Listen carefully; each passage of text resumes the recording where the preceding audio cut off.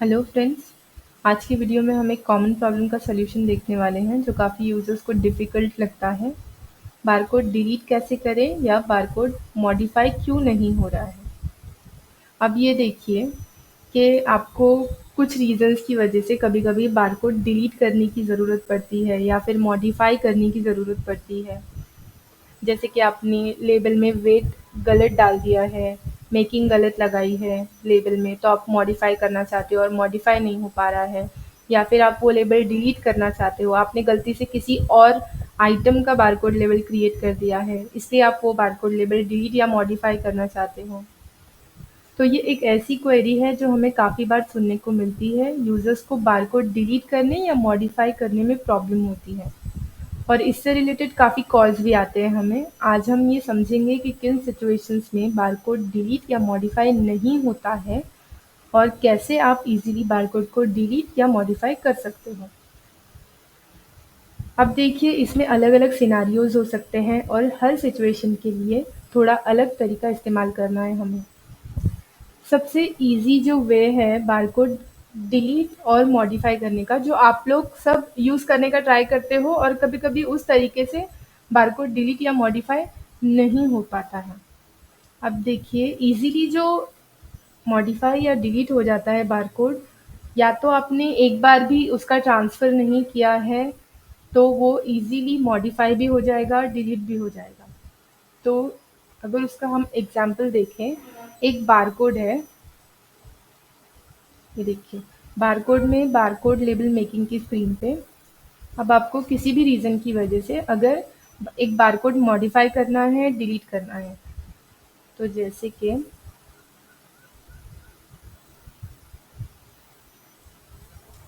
देखिए, for example 4C46, यहाँ पे देखिए ये जो बारकोड है ये अभी तक किसी भी काउंटर पे ट्रांसफ़र नहीं हुआ है, बारकोड काउंटर पे ही है। तो अब हमें इसे मॉडिफ़ाई करना है। हमने गलती से यहाँ पे 9.531 ये वेट एंटर कर दिया है, लेकिन वेट है 10.89। तो ये देखिए, ये मॉडिफ़ाई हो गया। ये इसलिए मॉडिफ़ाई हो गया क्योंकि अब तक ये ट्रांसफ़र नहीं हुआ है किसी काउंटर पे। तो इसी तरह आप डिलीट भी कर सकते हो। अगर हम डिलीट करने के लिए एग्ज़ाम्पल देखते हैं, 4C47 एंटर। ये देखिए यहाँ पे, अगर अब हमें ये बारकोड डिलीट करना है, सेल्स काउंटर पे ये बारकोड अब तक ट्रांसफ़र नहीं हुआ है, तो यहाँ पे हम डिलीट पे क्लिक करेंगे, यस। ये देखिए कितना इजीली ये बारकोड डिलीट हो गया है। अब दूसरा सिनेरियो क्या है बारकोड डिलीट या मॉडिफ़ाई करने का, ये देखिए, अगर आपने वो बारकोड ट्रांसफ़र कर दिया है काउंटर स्टॉक ट्रांसफ़र से सेल्स काउंटर पे, बारकोड काउंटर से सेल्स काउंटर पे आपने स्टॉक ट्रांसफ़र कर दिया है, तो आप वो बारकोड, वो लेबल मॉडिफ़ाई या डिलीट नहीं कर पाओगे। ऐसा नहीं है कि सिर्फ सेल्स काउंटर पे, जितने बार उस लेबल का ट्रांसफ़र होगा, आपको उतने सभी ट्रांसफ़र डिलीट करने पड़ेंगे पहले, उसी के बाद वो बारकोड डिलीट या मॉडिफ़ाई हो सकता है। जैसे कि हम अगर एक एग्ज़ाम्पल देखें, ये देखिए, काउंटर में काउंटर स्टॉक ट्रांसफ़र, जैसे कि आप ये ट्रांसफ़र देख पा रहे हो, यहाँ पे देखिए, बारकोड काउंटर से सेल्स काउंटर को ये स्टॉक ट्रांसफ़र हो गया है, ये 3 बारकोड्स।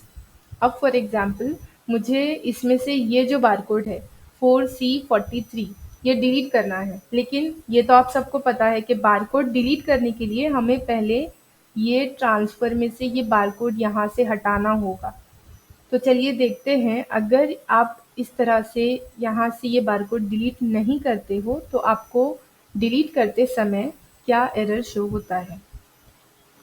तो बारकोड में बारकोड लेबल मेकिंग में 4C43 हमें ये बारकोड डिलीट करना है।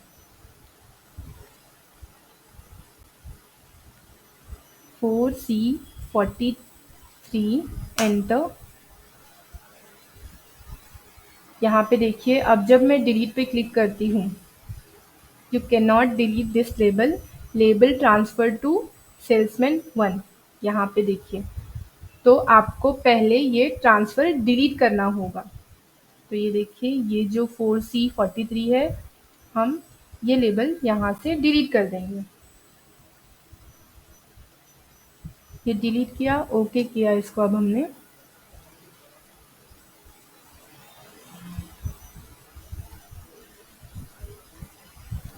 तो अब हम ट्राई करते हैं वो बारकोड डिलीट करने का। बारकोड में बारकोड लेबल मेकिंग 4C43, हमें ये बारकोड डिलीट करना है।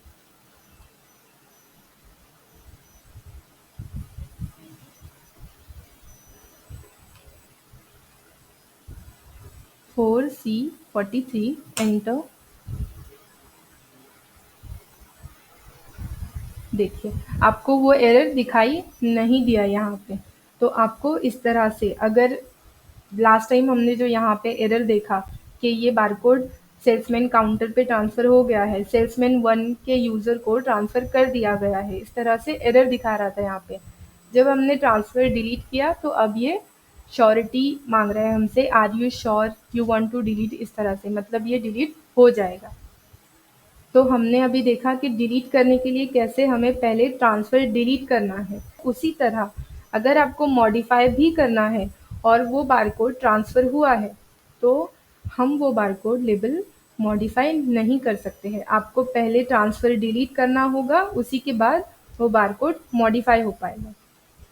जैसे कि हम उसका भी एक एग्ज़ाम्पल देखते हैं। तो ये जो ट्रांसफ़र है, यहाँ से हमने 4C43 ये बारकोड डिलीट करके उसका एग्ज़ाम्पल देखा।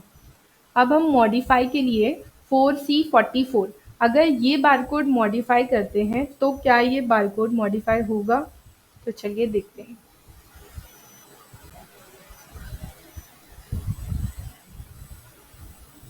4C44, enter. ये देखिए, ये जो ग्रॉस वेट यहाँ पे दिखाई दे रहा है आपको, फॉर एग्ज़ाम्पल मुझे ये मॉडिफ़ाई करना है। 9.531 ग्राम है ये, तो मुझे यहाँ पे 10 ग्राम करना है।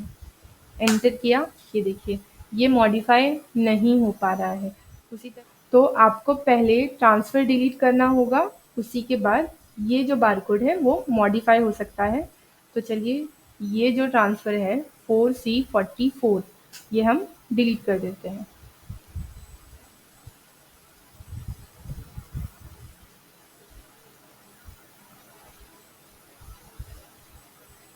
तो ये ट्रांसफ़र हमने डिलीट कर दिया है। Barcode barcode label making 4C44, enter. ये देखिए, अभी मुझे यहाँ से ये ग्रॉस वेट चेंज करना है, 10 ग्राम करना है, एंटर। ये देखिए, ये मॉडिफ़ाई हो गया क्योंकि हमने वो ट्रांसफ़र डिलीट कर दिया। तो इसी तरह से दोनों केस में, मॉडिफ़ाई के और डिलीट के केस में सेम ही है कि आपने अगर वो बारकोड ट्रांसफ़र किया है तो पहले आपको वो ट्रांसफ़र डिलीट करना है, उसी के बाद वो बारकोड मॉडिफ़ाई या डिलीट हो सकता है। तो ये हो गया सेकंड सिनेरियो। अब हम देखेंगे थर्ड सिनेरियो। फॉर एग्ज़ाम्पल हमने कुछ बारकोड ट्रांसफ़र कर दिए हैं काउंटर स्टॉक ट्रांसफ़र से सेल्स काउंटर को। सेल्स काउंटर पे से उसमें से एक बारकोड सेल हो गया और अब हमें वो जो हमने काउंटर स्टॉक ट्रांसफ़र किया था, उसमें से एक बारकोड डिलीट करना है किसी भी रीज़न की वजह से। बारकोड में वेट गलत हो गया है, गलत आइटम का बारकोड क्रिएट हो गया है।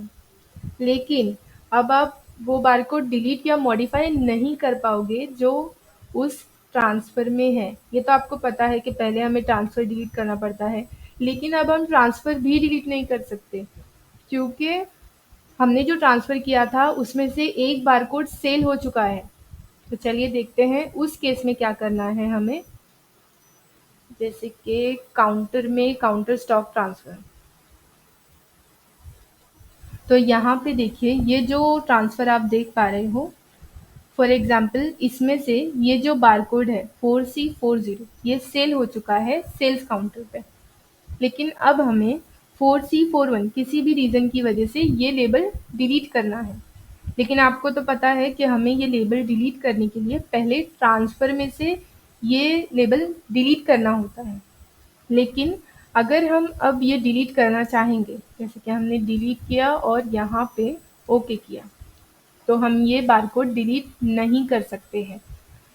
तो ये देखिए, अगर हम वो लेबल डिलीट करने का ट्राई करते हैं तो यहाँ पे बारकोड लेबल 4C40, यानी कि ये जो लेबल है ये सेल हो चुका है, आउटवर्ड हो चुका है। डॉक्यूमेंट नंबर यहाँ पे देखिए 242 पे।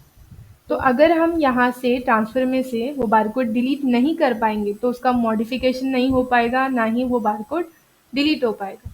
तो अब हम कैसे करेंगे वो मॉडिफाई या डिलीट? तो चलिए देखते हैं। पहली बात तो ये कि अब आप वो लेबल मॉडिफाई नहीं कर पाओगे, डिलीट कर सकते हो आप। अब डिलीट में दो केस है आपके पास, या तो आपको इंटरनल स्टॉक ट्रांसफ़र करना है उस लेबल को, या फिर आप कंपनी में आपको एक फीचर दिया हुआ है बारकोड डिलीट करने का, उससे डिलीट कर सकते हैं। ये दोनों केसेस में डिफरेंस ये है कि जब आप इंटरनल स्टॉक ट्रांसफ़र करते हो तो उस बारकोड की हिस्ट्री मेंटेन रहती है, लेकिन जब आप कंपनी में से डायरेक्टली डिलीट करते हो तो उस बारकोड की हिस्ट्री मेंटेन नहीं रहती है। आपको सिर्फ दिखाई देगा लॉग रिपोर्ट में कि कौन सा बारकोड डिलीट हुआ है। तो यहाँ पे चलिए देखते हैं कि हमें इंटरनल स्टॉक ट्रांसफ़र कैसे करना है। काउंटर में यहाँ पे इंटरनल स्टॉक ट्रांसफ़र, यहाँ पे हमें वो बारकोड एंटर कर देना है और हमें वो बारकोड इन्वर्ट करना है फिर से बारकोड काउंटर को। तो यहाँ पे हम एंटर कर देंगे 4C41। ये देखिए, आप देख पा रहे हो सेल्स काउंटर पे है ये बारकोड अभी, और इन्वर्ट कर रहे हैं हम बारकोड काउंटर को, और आउटवर्ड हो रहा है सेल्स काउंटर। ये जो पार्ट है इंटरनल स्टॉक ट्रांसफ़र इनवर्ड, यहाँ पे हम बुक स्टॉक एंटर कर देंगे, यानी कि चेन का आइटम, और जो वेट यहाँ पे एंटर किया हुआ है वही वेट यहाँ पे आना चाहिए। इसके देखिए 22 कैरेट 1 पीस और 9.531 एंटर। ये देखिए इस तरह से। तो हमने यहाँ पे एक ही आइटम लिया है। आप चाहे तो ये जो बारकोड है इसको दो आइटम में भी कन्वर्ट कर सकते हो, जैसे कि एक का वेट हो गया 5 ग्राम, दूसरे का वेट हो गया 6 ग्राम। इस तरह से टोटल वेट बस होना चाहिए ये जो 9.531, यहाँ पे जो वेट है ये यहाँ पे टोटल आना चाहिए। तो हमने इस तरह से किया, ओके किया। अब तो ये देखिए, ये बारकोड अब आउट हो चुका है, ये आपको बारकोड स्टॉक में नहीं दिखाई देगा, ये बुक स्टॉक में चला गया है। देखिए, अभी जो हमने इंटरनल स्टॉक ट्रांसफ़र से ये आउटवर्ड किया है तो इस बारकोड की हिस्ट्री मेंटेन हो रही है, हुई है। लेकिन जब हम कंपनी में से डिलीट करेंगे वो बारकोड तो उसकी हिस्ट्री मेंटेन नहीं होती है, वो सिर्फ आपको लॉग रिपोर्ट में दिखाई देता है कि किस लॉगिन पे से डिलीट हुआ है, किस यूज़र ने डिलीट किया है या फिर कब डिलीट हुआ है वो बारकोड। तो यहाँ पे देखिए दूसरा जो तरीका है, हमारा वो जो ट्रांसफ़र था काउंटर स्टॉक ट्रांसफ़र में, ये देखिए ये जो बारकोड है 4C41, ये तो हमने आउटवर्ड कर दिया है, क्योंकि इसका ट्रांसफ़र यहाँ से डिलीट तो नहीं हो रहा था, इसलिए हमने इंटरनल स्टॉक ट्रांसफ़र कर दिया। साथ ही अब हमें ये जो बारकोड है 4C42, आपको तो पता है कि ये बारकोड सेल हो चुका है, इसलिए ये ट्रांसफ़र हम डिलीट नहीं कर पा रहे हैं।